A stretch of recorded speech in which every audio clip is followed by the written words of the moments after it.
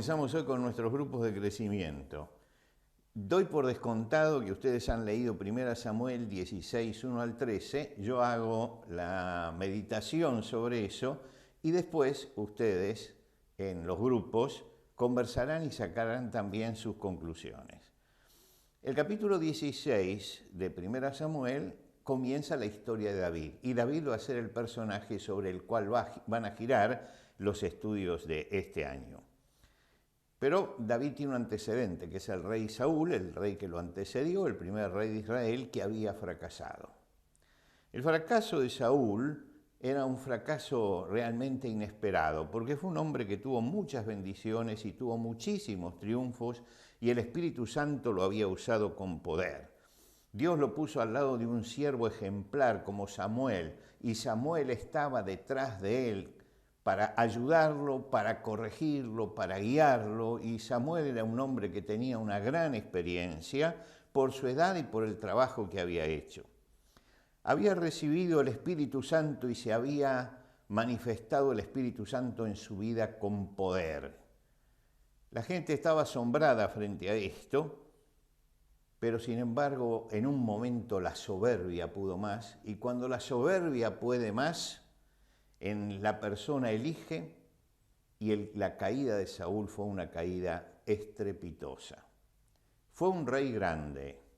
Cuando lo despide David, dice que ha sido un príncipe y grande.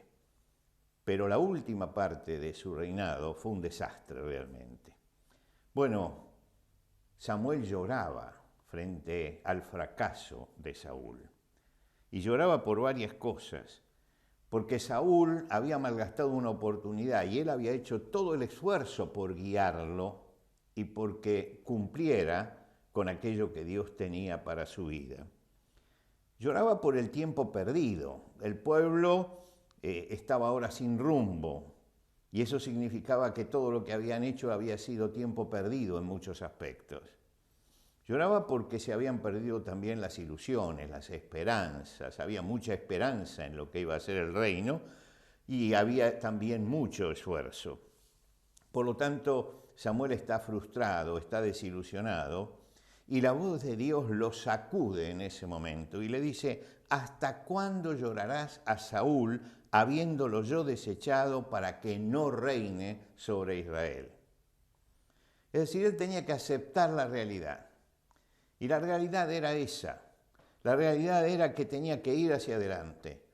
Y aquel hombre que está mirando al pasado y llora sobre el pasado, Dios lo hace mirar al futuro y dice: toma el cuerno con aceite, vas a la ciudad de Belén, a la familia de Isaí, porque vamos a ungir al nuevo rey. Dios lo da vuelta. La visión de Samuel estaba distorsionada en ese momento. Tenía una visión humana de fracaso total, de falta de salida, y Dios se acerca y le dice: tenemos que ir hacia adelante. Ahora, fíjense el clima que se vivía, que Samuel tiene miedo de ir a ungir al nuevo rey, porque dice: Saúl era un hombre violento, si se entera va a traer un problema. Y entonces Dios le dice: bueno, ve para hacer un sacrificio.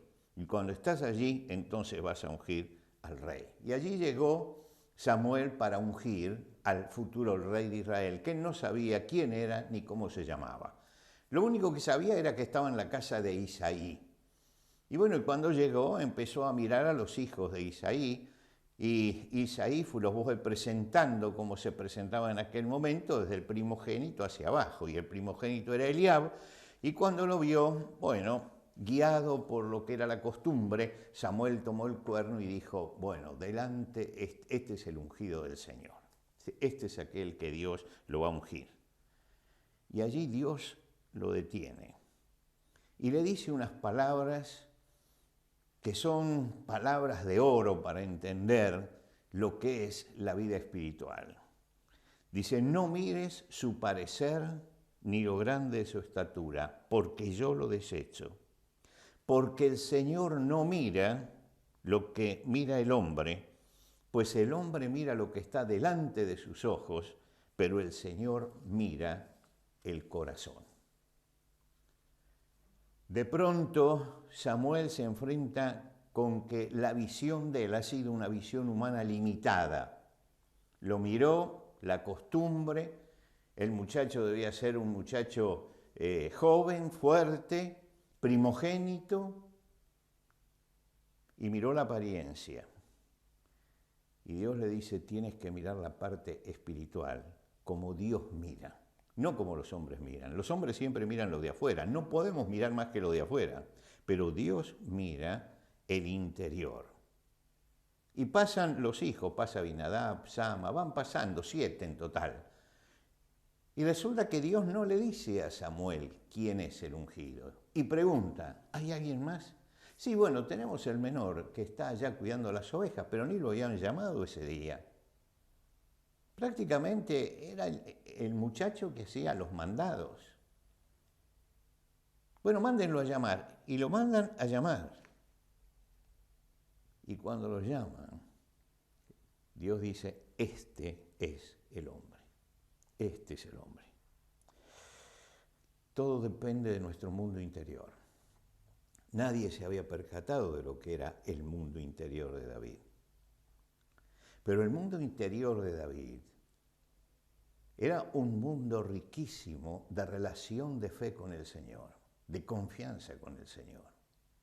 Nadie en la casa lo tenía en cuenta, pero su devoción al Señor, su entrega al Señor, su compromiso interior con el Señor, iba a verse dentro de muy poco tiempo.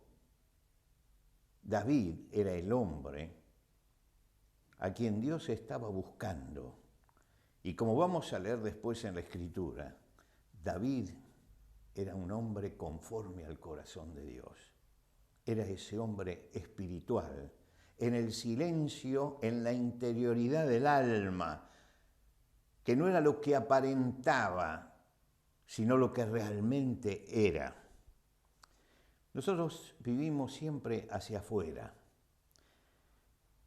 Nos movemos, conversamos, hablamos, vemos lo que hay a nuestro alrededor. Y muchas veces no hay tiempo para detenernos, reflexionar y entrar para adentro, entrar dentro de nuestro corazón. En 2 salmos, David dice 2 cosas muy importantes. Y yo creo que estos versículos que vamos a leer son el secreto de su vida. Él dice, escudriñame, oh Señor, y pruébame. Examina mis íntimos pensamientos y mi corazón. Lo dice en el Salmo 26, el versículo 2. Él le pide a Dios, baja a la intimidad, mira la intimidad. Él no se presenta delante de Dios para decirle, Señor, te doy gracias por lo que soy. Él dice, Señor, quiero que entres al fondo de mi corazón y que mires mi intimidad. Y el otro versículo está en el Salmo 139, los versículos 23 y 24. Examíname, oh Dios, y conoce mi corazón. Pruébame y conoce mis pensamientos y ve si hay en mí camino de perversidad y guíame en el camino eterno. Esto es la vida interior de David. Le pide a Dios un análisis de los pensamientos. ¿Es correcto lo que yo pienso? ¿Agrada a Dios mi pensamiento? ¿Los deseos que tengo son legítimos? Le pide un análisis de su propio corazón, porque sabe que él no puede analizar su corazón. ¿Cuáles son las motivaciones? ¿Qué es lo que me mueve? ¿Cómo está funcionando mi lógica? Él prefiere que Dios le diga, porque teme al autoengaño, a mirarse él a sí mismo y engañarse.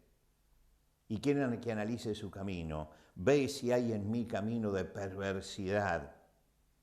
Si la conducta se va a apartar de lo correcto o si es la buena conducta que Dios busca en él.